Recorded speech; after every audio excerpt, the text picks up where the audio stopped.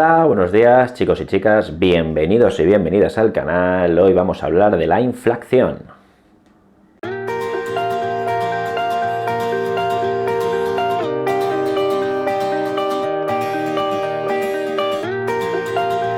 Es el aumento del nivel generalizado de precios de la economía.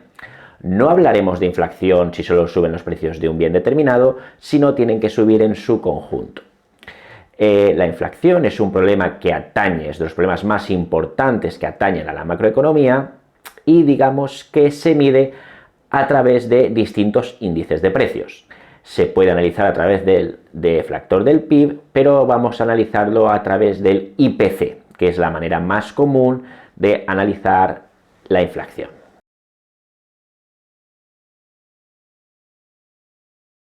La medición del IPC nos va a dar el resultado de la inflación. ¿Qué es el IPC? El IPC es la media de los precios de consumo. Esa media se halla mediante la encuesta de presupuestos familiares, donde ahí se analizan, digamos, las ponderaciones. Es decir, las familias le damos más importancia a unos bienes que a otros bienes. Vamos a consumir más un tipo de bienes que otros bienes. Se consume más gasolina que coles de Bruselas, por poner un ejemplo. Es decir, la ponderación es mayor de la gasolina que la de las coles de Bruselas. Todo esto genera una media ponderada que es nuestro IPC. En esta media ponderada, digamos que no está ni el valor de los bienes intermedios ni el valor de los bienes de capital, solo de los bienes de consumo. Hemos dicho que la evolución de ese IPC nos va a dar la inflación. La inflación puede ser mensual, puede ser interanual, si comparamos el día 31 de diciembre de 2021, el IPC del 31 de diciembre de 2021 con el 31 de diciembre de 2020, puede ser acumulada, si comparamos el IPC del 1 de enero de 2021 hasta un momento determinado del año 2021.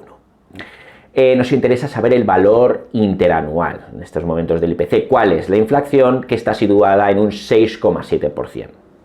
Hemos podido ver en las noticias cómo ha habido un incremento muy gordo de la inflación en los últimos tiempos. ¿Qué puede causar la inflación? Podemos analizar varios enfoques temporales, por ejemplo, cómo se genera la inflación en el corto plazo o en el largo plazo, pero eso lo estaremos relacionando, si hablamos del corto plazo, con las teorías keynesianas y si hablamos en el largo plazo con las teorías clásicas. Un poco de manera más pragmática vamos a analizar la inflación en el medio plazo y relacionándolo con lo que está pasando ahora. En el medio plazo podemos hablar de inflación por parte de la demanda o por parte de la oferta. Si dejamos la oferta constante y hablamos de la demanda agregada, podemos analizar, por ejemplo, un incremento del gasto público o un aumento de la renta de los trabajadores que va a hacer que haya un aumento del consumo, una bajada de impuestos, una bajada del tipo de interés. Todo eso, digamos, que puede aumentar la demanda agregada y si la oferta se mantiene constante, habrá un aumento de la inflación.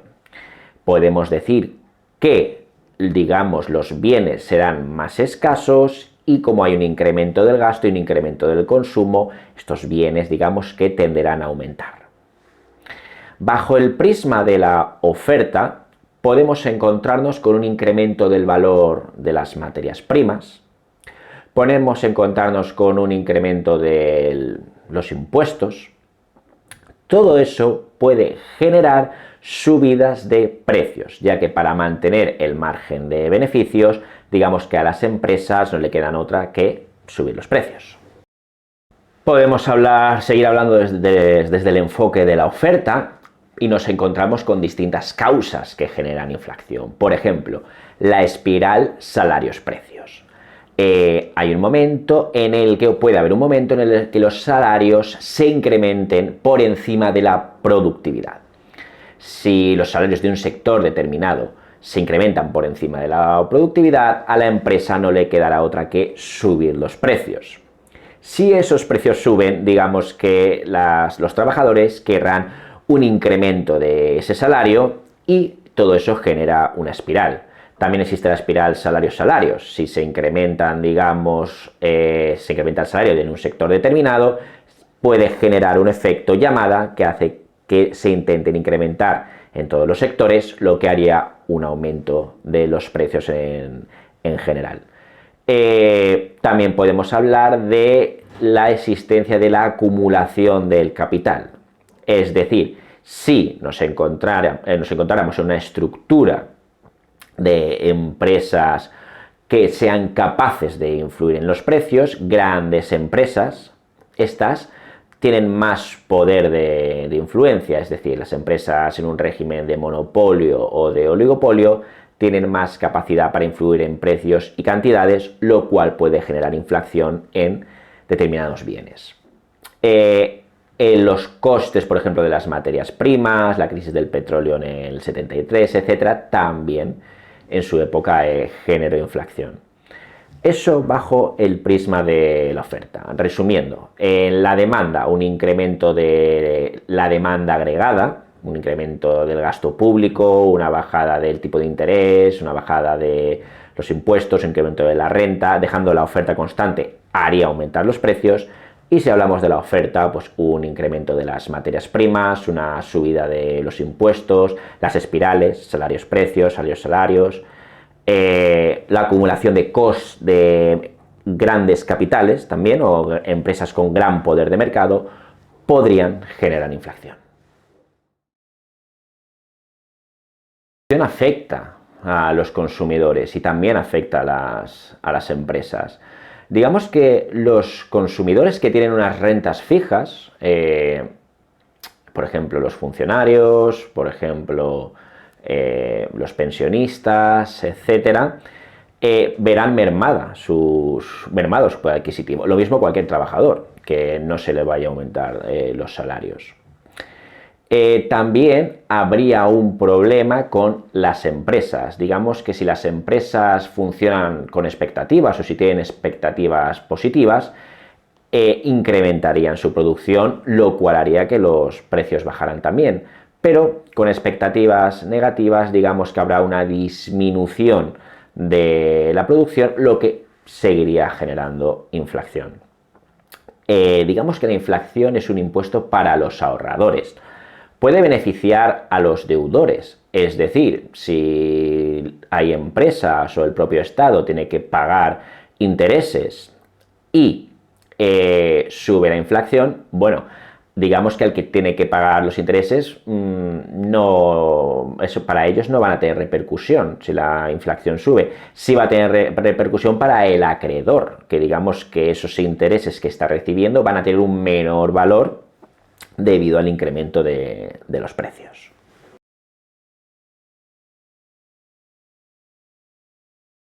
Las empresas están teniendo problemas de abastecimiento, están teniendo problemas también de suministros, de transporte. Están teniendo problemas también con el precio de la luz, que está subiendo. Bueno, a los consumidores nos afecta también, está subiendo muchísimo. Pero eso, digamos que no está repercutiendo en la demanda. Las personas, gracias a las políticas fiscales, en este caso del gobierno, digamos que hacen que haya un aumento de gasto muy fuerte. Sí que disminuyó mucho el gasto en la época de confinamiento debido a la pandemia, pero ahora está aumentando mucho, y también gracias a las ayudas de Europa, gracias a la compra de deuda del Banco Central Europeo, a la compra de bonos, que hace que los bancos sigan dando préstamos, gracias también a, digamos, esas políticas monetarias expansivas y esas políticas fiscales expansivas, la demanda, digamos que se sigue igual o se está incrementando, pero claro, hay unos problemas de abastecimiento en la oferta, de suministros, etcétera, que es lo que genera que haya inflación. Esa inflación se puede convertir en estructural también, es decir, que sea perpetua a lo largo de los próximos meses. La inflación va a generar que las empresas no quieran invertir. Yo si quiero invertir en algo es porque quiero obtener rentabilidad y la inflación no me lo va a permitir, por lo tanto es muy peligroso. Por lo que vemos en 2022, las políticas fiscales expansivas se van a mantener, por lo que hemos visto en los presupuestos. Pero la Reserva Federal, que es el Banco Central de Estados Unidos, ya ha dicho que va a subir los tipos de interés. Es decir, si la Reserva Federal va a subir los tipos de interés, también los subirán los bancos de allí, lo que hará es que se genere una menor inversión. Es decir, la economía está tan recalentada que se tiene que desincentivar un poquito, lo cual haría que las previsiones de crecimiento disminuyeran también. Es complicado. Aquí el Banco Central Europeo por ahora no ha dicho nada. Sí que puede que en un futuro los tipos de interés vayan a subir, la economía pues se desincentive un poquito de ese recalentamiento y baje un poquito lo que es la inflación. Es muy importante también la producción, es decir, que la pandemia vaya disminuyendo, las empresas empiecen a producir, no haya cuellos de botella, mejore también el tema del transporte, etcétera. Sería una manera, vamos a ver qué va pasando en los próximos tiempos. Está también subiendo muchísimo el precio de la vivienda. Esperemos que gracias a la vacunación, digamos, todo vaya volviendo a la normalidad y las empresas vuelvan a tener esa capacidad de producción. Bueno, esto es lo que quería comentar hoy. Muchísimas gracias a todo el mundo. Espero que os haya quedado claro. Si no, podéis comentar lo que queráis. No olvidéis darle un like, suscribiros. Muchísimas gracias y nos vemos muy prontito. ¡Hasta luego!